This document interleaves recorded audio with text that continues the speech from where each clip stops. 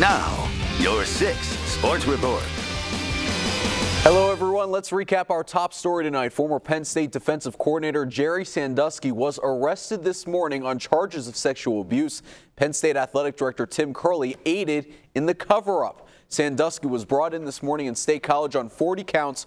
Curley was also charged with 1 count of perjury, which, according to the grand jury report, states he and the university's finance director, Gary Schultz, lied to a grand jury earlier this year. Both are expected to turn themselves in Monday in Harrisburg. Penn State President Graham Spanier gave Curley and Schultz his unconditional support, however, saying, quote, "I'm confident the record will show these charges are groundless and they conducted themselves professionally and appropriately," end quote. Joe Paterno was not charged. According to the grand jury report, a grad assistant caught Sandusky abusing a boy in 2002 and then told Paterno, who immediately reported it to Curley. Sandusky retired from coaching in 1999. Penn State was on the bye. The Knits take on Nebraska, which lost to Northwestern tonight next week. Pitt, meanwhile, had a chance to take over first place in the Big East. The Panthers taking on Cincinnati at Heinz Field. First game without star running back Ray Graham out with that injured knee. Meanwhile, Pitt playing takeaway. Todd Thomas picking off Zach Caleros in the second quarter. Takes it down inside the 5-yard line. That leads to a few plays later. Tino Sinceri calling his own number out of the shotgun.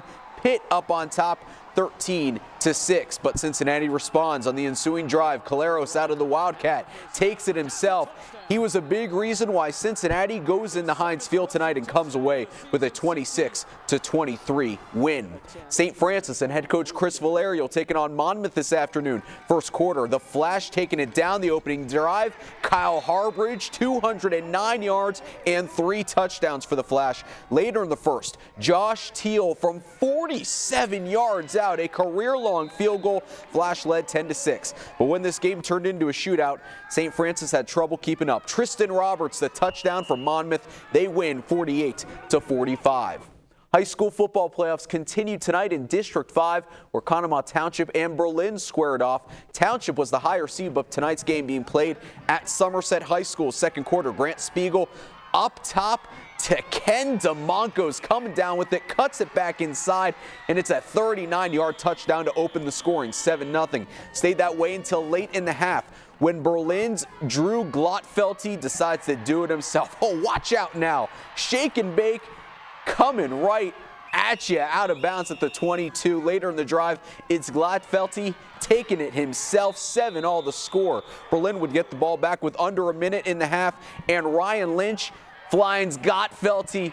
He does it all tonight. Great touchdown grab. Berlin wins in a romp, 42-7 over Township. A new season is here for Penn State basketball and a new era for the Nittany Lion men. First game on the bench for Patrick Chambers as head coach. He's going to need a lot of production this season from Tim Frazier and Cam Woodyard. Spotting up the Jay Woodyard. Penn State up on top. Then it is Frazier running the floor, dropping it off to his three-point threat, Billy Oliver. Billy 3.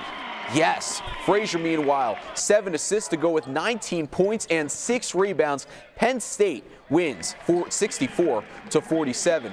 Coquise Washington and the women starting the season ranked 12th in the country, taking on Bloomsburg today. First half, Alex Bentley, coast to coast, preseason Big Ten Player of the Year. Meanwhile, Penn State's Maggie Lucas showing why she will be a force this year.